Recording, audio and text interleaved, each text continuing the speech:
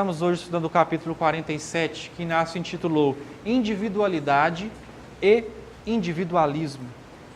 Ele vai comentar uma passagem que está no Evangelho de Mateus, no capítulo 5, versículo 22, uma citação de Jesus, quando Jesus disse: "E qualquer que lhe disser, louco, será réu do fogo do inferno."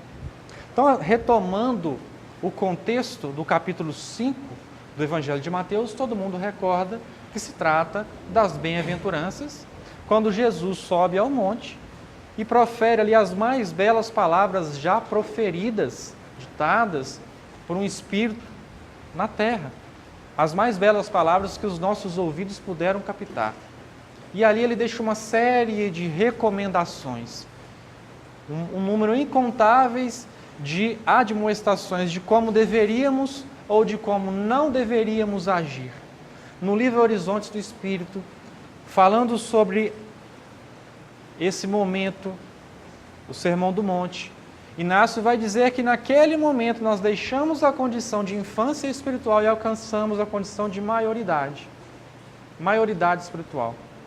Porque nós deixamos de agir tão simplesmente por aquilo que era relatado através da lei, da força muitas vezes, e fomos convidados a elevar o nosso pensamento a respeito das leis divinas, porque elas são, antes de serem punitivas, ou melhor, muito mais do que serem punitivas, elas são educadoras. Por isso que quando Jesus disse assim, olha, foi dito aos antigos, não adulterarás.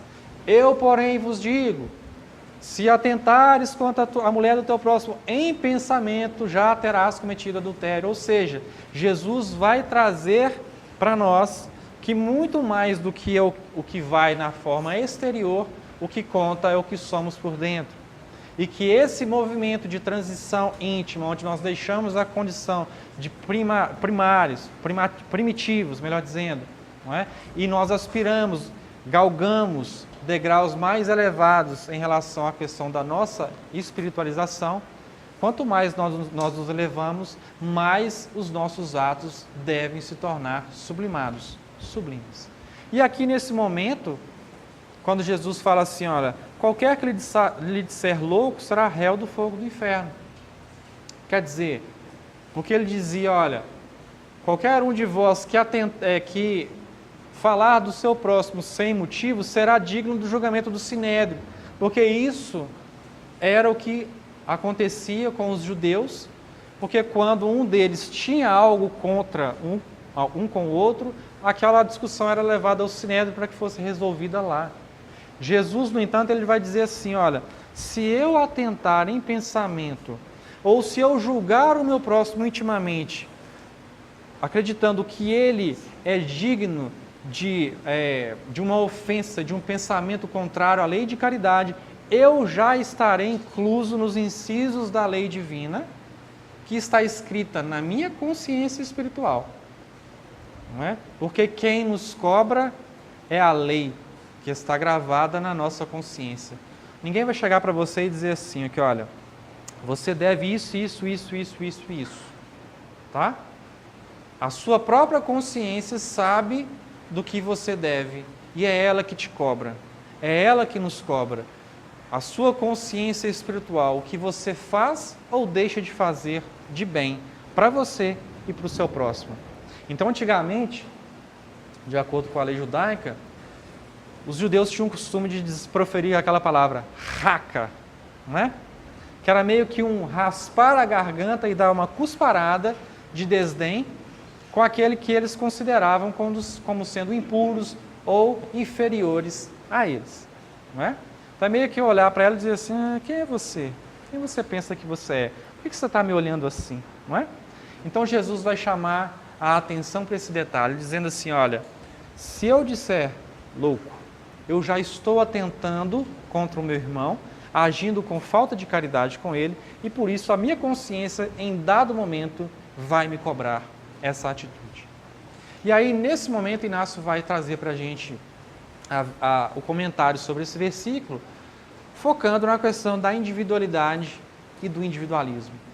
Onde ele vai dizer para nós, vai relatar para nós, que nesse momento, na nossa condição de espíritos imperfeitos, trilhando experiências em um plano de provas e de expiações como a Terra, as diferenças de pensamentos, de conceitos, são comuns. Então é natural que, embora nós estejamos mais ou menos do mesmo nível espiritual, porque somos todos espíritos necessitados de provas e de expiações, por sermos imperfeitos, é natural que eu pense diferente dela, que ela pense diferente dele e que ele pense diferente de mim. Porque nós somos seres individuais. Cada um de nós é uma individualidade. E a individualidade nunca é algo negativo. Por isso, Inácio vai trazer para a gente a diferença entre individualidade e individualismo. Porque quando eu começo a agir baseando as minhas ações no individualismo, eu me isolo dos demais, porque eu me considero superior, melhor do que os companheiros que estão trilhando comigo experiências, e por isso eu ajo com falta de caridade para com o outro e perco a oportunidade de elevação espiritual que a vida está me dando neste exato momento. Então, como é que nós crescemos espiritualmente? Através das diferenças. Porque se todos nós pensássemos iguais, não haveria como eu oferecer nada para ela e nem ela para mim. Porque eu ia falar com ela assim, como é que é o nome do senhor? Wanda? Nossa, que coincidência. Já gostei dela, porque meu nome é Vander. Não é? Olha para você ver. Nossa, aí eu falo assim, que tipo de música que a senhora gosta? Aí eu faço, nossa, eu também. Que lindo, não é? Que tipo de livro que a senhora gosta? Nossa, menina, eu também. Quer dizer, qual a profissão da senhora? Nossa, a minha também. Se tudo que ela fizesse, eu fizesse, se tudo que ela soubesse, eu já soubesse, se eu não pudesse auxiliar ela em nada e nem ela me auxiliar em nada, a nossa comunhão, a nossa comunicação nesse mundo seria quase que irrelevante. Não teria fundamento. E é assim que nós auxiliamos uns aos outros e é assim que nós crescemos espiritualmente. Isso se dá de forma lenta e constante, não é? Muitas vezes o agrônomo que estudou nas melhores faculdades, quando ele vai fazer uma pesquisa de campo, ele vai conversar com um agricultor que mora, que nasceu no interior e que sente o cheiro da terra todos os dias e que ele vai dar uma lição para aquele doutorado, não é?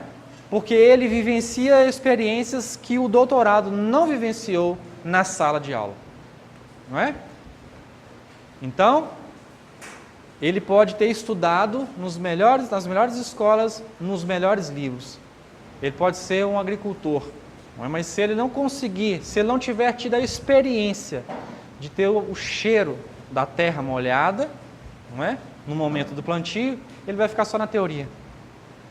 Então, muitas vezes, ele vai ter contato com aquele agricultor simples que não estudou nada nas escolas da vida, mas que é doutorado na escola da vida, no dia a dia, não é?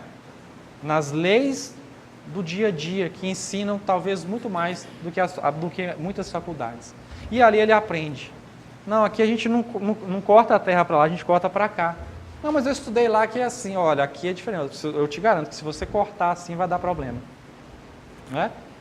Então, quer dizer, alguém precisa estar num nível acima e outro no nível inferior, em determinado aspecto, para que haja um ensino e um aprendizado. E essa situação de ensino-aprendizagem é aquela a qual todos nós estamos inseridos na atual condição de espíritos que estão trilhando experiências neste momento na Terra. E aí você pensa assim, meu Deus, como é difícil aguentar aquela pessoa que trabalha comigo todos os dias. Como é difícil aguentar a minha mãe, o meu pai, meu irmão, meu vizinho, não é? Porque eu sou muito rápido e eles são lentos demais. Então, se eu falo com eles assim, resolve tal coisa, até que ela vai, eu não aguento, eu passo na frente e resolvo eu mesmo.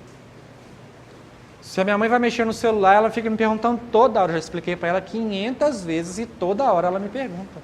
Eu não tenho mais paciência de ficar explicando para ela. Por quê? Porque como eu já trilhei aquela experiência e já aprendi, Muitas vezes eu falto com a caridade com aquele que está em aprendizado. Porque o que é simples para mim, pode não ser simples para o outro. Não é? Então, assim, eu sou péssimo em exatas. Eu sou professor de línguas. E uma vez eu estava na aula de química e o professor começou a explicar. Ele colocou a fórmula e começou a resolver lá uma equação e ele encheu o quadro, apagou, encheu o quadro, apagou. No final ele perguntou assim, entenderam?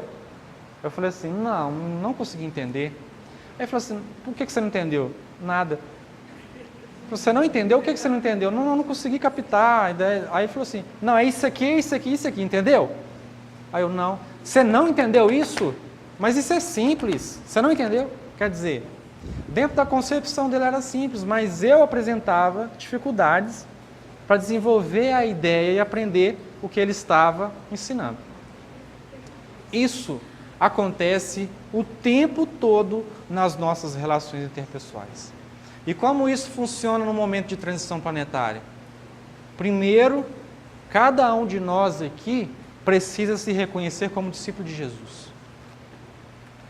Ah, mas espera aí, discípulo de Jesus é Pedro, é Paulo, Chico Xavier, e eu? É você.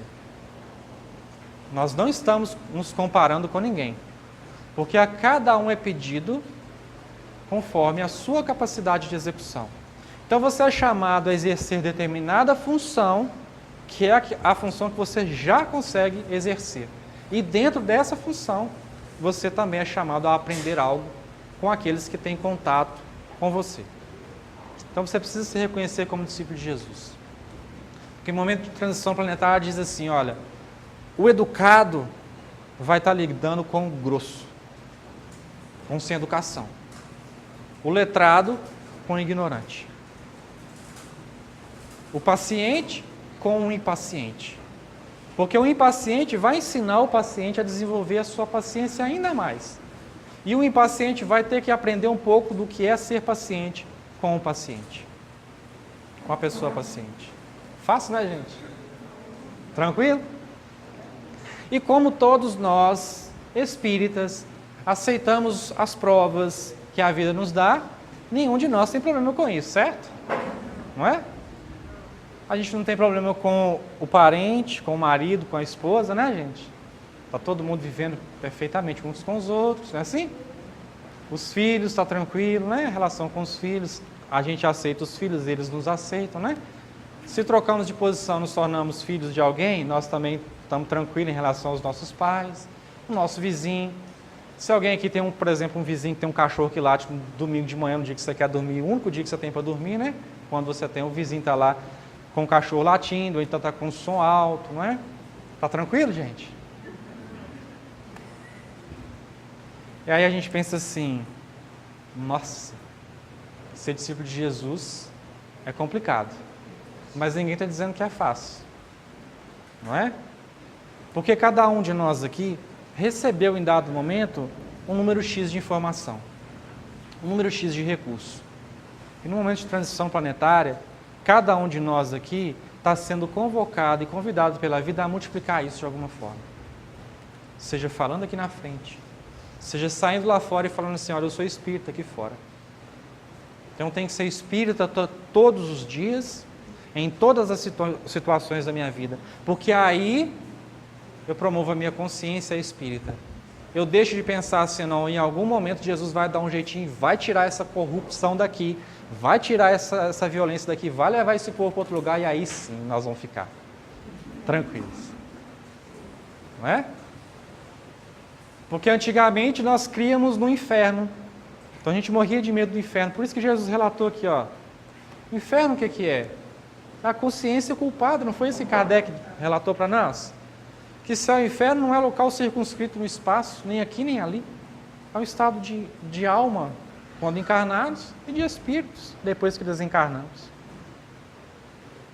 E aí, como é que fica? Se antes eu acreditava no inferno assim, olha, nossa, nós somos espíritas e hoje não acreditamos mais no inferno, graças a Deus isso não existe, né? Mas tem reencarnação, né, gente? E tem gente aí que está pensando que reencarnação é muito pior do que o inferno, né? Tem gente que está doidinho para voltar, não está, gente? Vocês já estão pensando na próxima? E aí, como a gente acha que não tem mais inferno, a gente pensa assim, Senhor, tira esse povo daqui e me deixa aqui. Tranquilo. Porque eu sou bom. O problema são as pessoas. Não é assim, gente? Nós somos gente boa, tranquilos. Sabendo entender o nosso jeito, tudo transcorre bem. Não é assim? Sabendo como a gente pensa e como a gente gosta que age com a gente, não tem problema. O problema são os outros. E aí, enquanto a gente age assim, a gente está agindo inconscientemente. A gente está esperando que a espiritualidade faça um trabalho que cabe a cada um de nós. Quem é que faz o ambiente da sua casa? Você ou o seu vizinho? Não, desculpa. Quem é que deveria fazer o ambiente da sua casa? Você ou o seu vizinho? Porque de vez em quando o vizinho faz, né, gente? Ele mexe lá, já dá raiva de cá, então quer dizer, né? A gente se permite entrar na sintonia, muitas vezes. Mas quem faz o ambiente da nossa casa somos nós. E quem faz o ambiente do planeta? Nós. Não é? Então não adianta falar assim, olha, ficar o dia inteiro emitindo um pensamento negativo e deitar de noite e falar assim, Senhor, não é? Por favor, limpa esse mundo, porque hoje eu assisti noticiário e está terrível. É corrupção para tudo quanto é lado, não é violência e etc, etc, etc. Então lembrando que o nosso nível de consciência precisa se ampliar. Se antigamente eu achava que só quando eu cometia vias de fato, o adultério é que eu adulterava, se eu achava que homicídio era só quando eu atentava fisicamente em relação à vida do meu próximo, a espiritualidade já trouxe recurso para dizer assim, olha, é muito mais do que isso. Não é? Porque Jesus fala assim, olha, não temeis os que possam fazer mal ao vosso corpo, mas tema acima de tudo aqueles que possam fazer mal ao seu espírito, a fazer com que você se perca espiritualmente. E já pensou, quando nós nos tornamos aqueles que fazem com que os outros se percam espiritualmente? Que responsabilidade! Porque é da lei que quem suja tem que limpar. Então, sujar o ambiente do mundo e falar assim, ó, Jesus, limpa por favor, não dá mais. Isso é sinônimo de inconsciência espiritual. E nós somos espíritas, não é?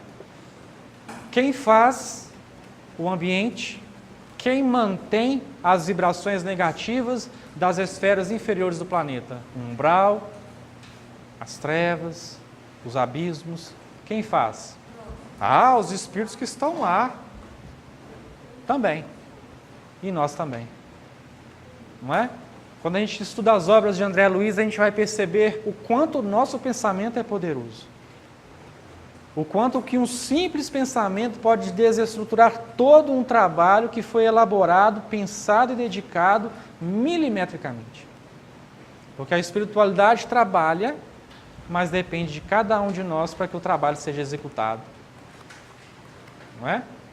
Às vezes você é trazido para cá, para a casa espírita, o dia inteiro vem aquela ideia na sua cabeça, vai lá hoje, e você está assim, hoje eu não vou não. Aí vem toda hora, vai lá hoje, assim, não, hoje eu não vou não. Aí chega um e fala assim, você vai no centro hoje? Não, hoje eu não quero ir não. Porque vai lá, mas você está tão esquisito, vai lá. Não é? Vai tomar um passo, vai. Você, não, hoje eu não vou. A espiritualidade está fazendo isso aqui. Aí você chega em casa, tá bom, eu vou. Começa a chover, você pensa assim, ah, não, está chovendo, não vou não. Então o trabalho estava te esperando, mas você muitas vezes não vem. Não é?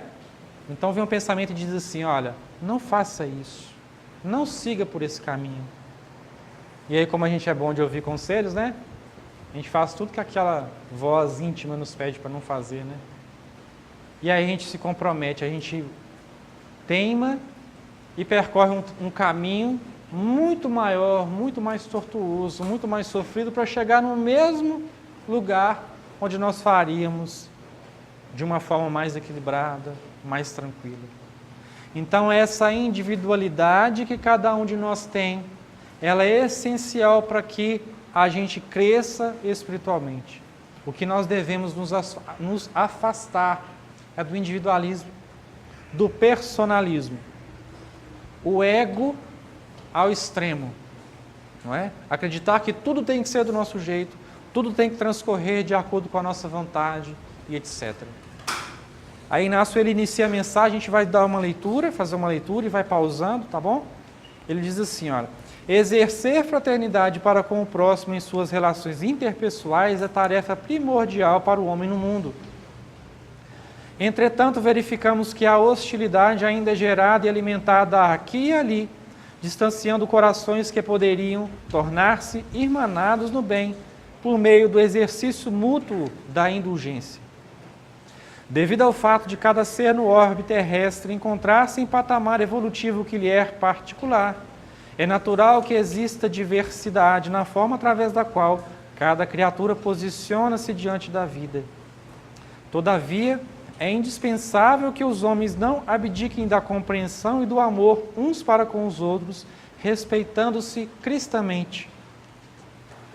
Por esse motivo, a citação de Jesus no capítulo 5, versículo 22 do Evangelho de Mateus é alerta que adverte a humanidade acerca da necessidade da prática da caridade, de vez que nela o Mestre afirma que ninguém se isentará da cobrança de sua consciência culpada por haver faltado com amor para com o seu semelhante. Então, olha só, nesse primeiro momento aqui, exatamente aquilo que a gente vinha discorrendo, se cada um de nós está num nível espiritual particular, de acordo com as suas experiências pessoais, daquilo que realizou até esse exato momento, é natural também que a gente tenha diversidade da forma através da qual cada um de nós divisa a vida. Por isso que quando a gente chega à casa espírita, a gente exerce a mesma fé. Somos todos espírita cristãos. Mas na hora de colocar a mão no trabalho, aí dá problema, né? Porque um pensa que a mediunidade tem que ser exercida assim. O outro acha que tem que ser exercida assado. A gente vai fazer um simples trabalho na casa. Vamos limpar o centro? Vamos varrer? Aí um acha que tem que varrer daqui para lá.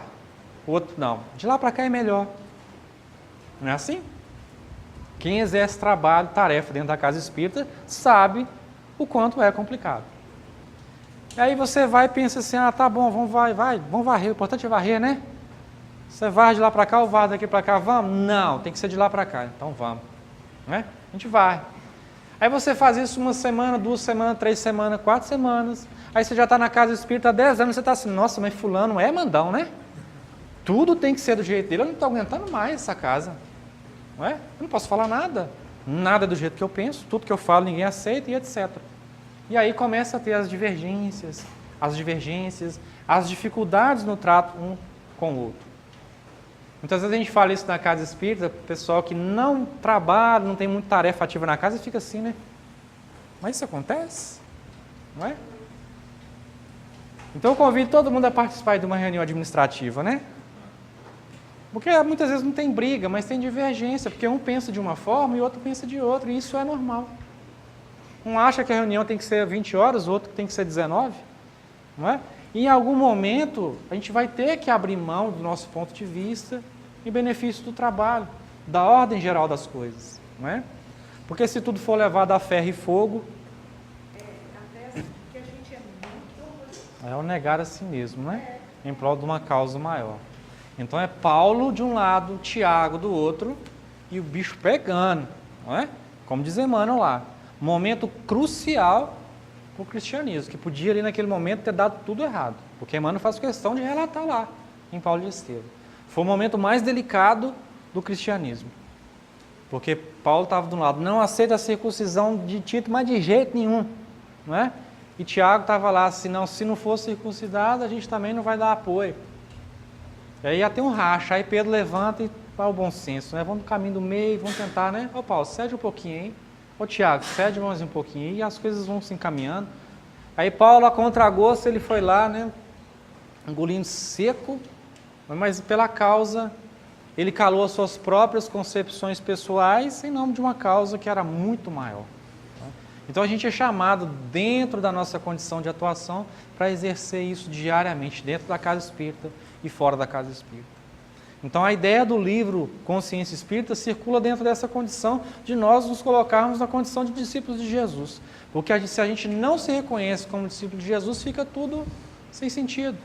Para que eu estou aprendendo? Para que eu estou sendo chamado ao trabalho se eu não me considero digno desse trabalho? Não é? Se eu acho assim, não, eu não tenho condição de ser discípulo de Jesus. Porque ser discípulo de Jesus é aquele que leva a mensagem adiante, através da fala também, mas, acima de tudo, através dos seus gestos pessoais, dos mais simples aos mais complexos. Aí Inácio prossegue falando exatamente disso. Olha, se te candidatas, pois, à condição de discípulo do Cristo, segue-lhe o exemplo de renúncia e de perdão incondicional, porquanto Jesus demonstrou por intermédio da compreensão e do amor como deveríamos agir quando fôssemos nós os chamados a compreender e a amar. Olha só. Aí Inácio vai falar uma série de situações aqui que todos nós já tivemos contato. Olha só. Diante da investida do mal, em meio ao infanticídio provocado pela perseguição de Herodes, ele, Jesus, nasce em simples estrebaria, realizando seu primeiro gesto altruísta no mundo. Não é? Antes de iniciar mais ativamente sua missão, passa toda a sua infância e juventude, mantendo contato com a ignorância humana, sem deixar de ser fonte de luz onde se encontrasse. Inimigos e perseguições gratuitas despontaram ao longo de seus caminhos, aos quais ele ofertou, em contrapartida, a face da amizade sincera.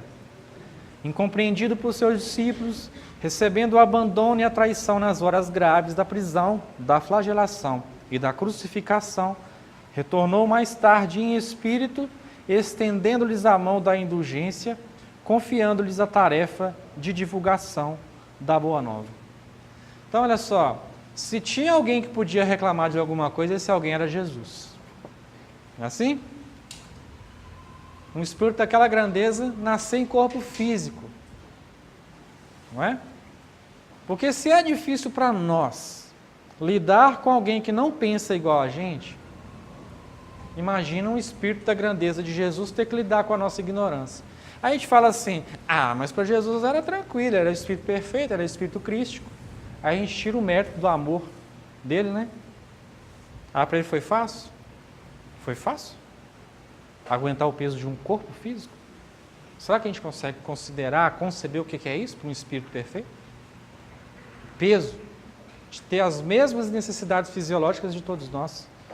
Em maior ou menor proporção, ele controlava de acordo com a capacidade do seu espírito, mas ele precisava de água, precisava de comer, precisava de banho, sentia frio, sentia fome, percebe? Então, é nos colocar nessa condição de discípulos de Jesus, tentando seguir o exemplo que ele nos deixou. É difícil ainda lidar com a individualidade do outro? É difícil ainda lidar com a forma particular do outro conceber a vida? Porque de repente você começa a conversar com ele sobre o céu, né? Ele fala que o céu é assim, você fala que o céu é assado, vocês vão brigar por causa disso, não é? É assim? Um ama o azul e branco, o outro ama o preto e branco, aí vão brigar por causa disso? Quando Jesus nos propõe dar a outra face, não é? Não é essa, bate aqui, eu falo assim, não, agora bate aqui, né? Senão fica torto. Bate nos dois lados. Não é isso. Não é? Está dizendo a outra face do amor, do ódio, não é o amor? Não é? Qual que é a face? Se tem duas moedas. Não é o contrário, a parte contrária. Então quer dizer, é desafiador vivenciar tudo isso. Mas aqui Inácio diz, olha, não entregue a ninguém a chave do seu equilíbrio íntimo. E por mais forçoso seja, se nós fizermos a conscientização, o exercício de autoconscientização, a gente vai chegar à conclusão de que todas as vezes que nós nos desequilibramos por algo ou por alguém, por algo que alguém nos fez, nós nos permitimos. Então a gente fala assim, eu estava quieto no meu canto, ele chegou e falou tal coisa, ou fez tal coisa, não é? Aí eu desequilibrei mesmo. Quer dizer, você se permitiu desequilibrar pelo que o outro fez. Porque você não é obrigado a pegar e levar consigo a sujeira que o outro te dá. Não é? Se você não quiser. Então, Divaldo conta uma história, não é? De um sábio com o seu discípulo, e chegou ele estava ensinando, chegou um para ele, o sábio, e começou a xingar de tudo quanto é jeito, de tudo quanto é nome. E o discípulo olhando aquilo assim, né, horrorizado. E aí o rapaz que estava xingando saiu, o discípulo falou assim, mas peraí, você não fez nada, ele falou tudo que quis aí com você, você não vai falar nada não? Vai ficar com essa cara de 2 de paus? Aí o discípulo falou assim, olha, se eu chegasse com um balde de dejeto excremento, te dasse na sua mão, você aceitava? Ele, eu não. Depois eu também não quis o dele. Percebe? Porque pegar para você o desequilíbrio, a carga emotiva, o desequilíbrio emocional do outro, é escolha pessoal.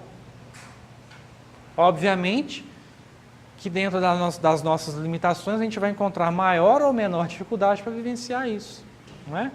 Mas quando a gente reconhece que nós somos os gerenciadores das nossas emoções e dos nossos sentimentos, a gente fica mais precavido, a gente fica mais vigilante. E a gente percebe que o outro só faz conosco mal quando a gente se permite. Inácio prossegue, olha, considera assim sendo que ainda que te afastes do ideal de amar, Jesus continua amando-te incondicionalmente, sendo o amigo fiel que não considera obstáculos quando o objetivo é alavancar-te rumo ao teu progresso espiritual. Mesmo que te desvies de sua doce companhia, ele permanece sendo a voz a admoestar-te ao bem, por meio dos chamados incontáveis que te alcançam diariamente, conclamando-te ao caminho de suas santas veredas. Conquanto a tua dificuldade de vivenciar o que ele espera, o que ele recomenda-te, o Mestre conserva-se invariavelmente ao teu lado, doando-te a sua comiseração.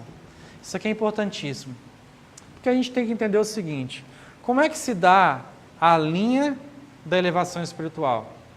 Então, de repente, eu já me considero o ó do Borogodó, como se diz no dito popular, não é? O suprassumo, a última bolacha do pacote, não é? Aí eu tenho que entender assim, por mais que eu já tenha crescido e evoluído, eu estou aqui. Se abaixo de mim tem alguém, acima também tem. Então, muitas vezes eu olho só para baixo, eu olho só para trás e falo assim, nossa, você não vai vir não? E esqueço que dentro da minha capacidade, do meu ritmo, tem alguém me esperando, sendo indulgente para comigo. E quando eu deixo de agir com caridade para com ele, aquele que está acima de mim olha para mim e fala assim, ele precisa esperar só um pouquinho para ele aprender. Não é? Para ele ensinar, porque quando ele aprender que ensinar é importante, ele também vai entender que aprender é tão importante quanto. E se há aquele que ensina, há sempre aquele que precisa aprender. E aí, como Jesus disse, da mesma forma que tratares teu irmão, a lei também vai te tratar. Se você tratar quem está abaixo de você, no sentido de elevação espiritual, tá, gente? Não é no sentido de ser melhor ou pior, tá? De repente eu sou bom, como a gente diz, o outro é bom, eu sou bom de letras, o outro é de matemática. Nesse quesito ele está acima de mim, em outro eu posso estar acima. E aí se eu entendo que a minha relação com o outro influi diretamente na relação que aquele que está acima de mim terá comigo, eu vou perceber que a maior parte das situações com as quais eu me deparo na vida são consequências do que eu faço com os outros. Porque quando você chega na fila, não é? E você fica assim, ó, com o caixa do banco, desenvolve, meu amigo, agindo com falta de caridade. Sabe quando você está com fome? Sabe, Renato? Você gosta de pizza? De repente vocês ligam para um motoboy e pede pizza, não pede? Todo mundo já fez isso, não já? Quando você está com fome, você quer que ele ande rápido, não é? Você já liga e fala assim, olha, vai demorar muito? E aí o patrão do motoboy fala assim, ó, vai logo que a pessoa está com fome, eu não posso perder esse cliente. Aí ele sai igual doido no trânsito. Como você está em casa esperando sua pizza, você não está com preocupação com o que ele está fazendo no trânsito. Mas na hora que você pega o seu carro e sai lá fora, e um motoboy de uma pizzaria te fecha, você fica... Porque quando eu cobro demais dos outros, a vida me cobra. Aí você está na porta do hospital, você entrou lá dentro, não é? O médico atende todo mundo, chega a sua vez, ele olha para você e fala assim, acabou meu plantão. Falo, não, mas só falta eu, é rapidinho. Acabou meu plantão. Ele está sendo duro com você. A vida está sendo dura com você, mas ela quer te ensinar, olha, de vez em quando é bom esperar também. Percebe? E isso acontece nos mínimos detalhes. E aí é nesse contexto São através dessas experiências que a gente cresce espiritualmente. Entendendo que se eu estou reclamando porque acho que o mundo está pesado demais, ou que está difícil demais, eu estou esquecendo de olhar para cima, de pensar no meu mentor espiritual, do quanto ele tem feito isso, o quanto a gente precisa modificar as nossas condutas, porque quem está acima de nós está esperando, com certeza, está te dando tempo. E se ontem você caiu e errou, você fez o que não devia, porque a sua consciência te mostra que você não devia, o seu mentor espiritual continua lá. Isso aí ele só está te pedindo que você faça o mesmo com aqueles que estão ao seu lado. Aí, para finalizar a mensagem, Inácio vai dizer assim, olha, espelha-te, portanto, no amor que Jesus dedica a ti, buscando o convite fraterno com aqueles que te dividem as experiências diárias do mundo, ainda que tu não compartilhes da forma através da qual o teu próximo vislumbre a vida, conscientizando-te, por fim, de que se a individualidade é peculiaridade natural que nos distingue a todos, o individualismo será sempre comportamento inoportuno que evidencia nossas diferenças, apartando-nos desafortunadamente uns dos outros. Então o problema não é ter individualidade, não é? É ficar enfatizando a individualidade toda hora através do individualismo. Nossa, mas você é gordo demais. Nossa, você é magro demais. Nossa, você é arrogante demais. Não é? Nossa, você é assim demais. Ou assim de menos. Não é? Então eu sou diferente. Nem melhor, nem pior. Ou vocês acham, bom, eu não tenho condição ainda de adentrar o pensamento do Criador, não, mas baseando nos ensinamentos que os Espíritos nos dão, das instruções e etc. Vou fazer uma pergunta aqui. Vocês acham que Deus ama Jesus mais do que ama vocês? Cada um de vocês? Porque o Pai, quando Ele é misericordioso, bom, justo, tudo ao infinito, Ele não pode agir dessa forma. Ele não agiria dessa forma. Não é? Ele ama a todos igualmente. E como Paulo diz, conhece a cada um de nós pelo nome.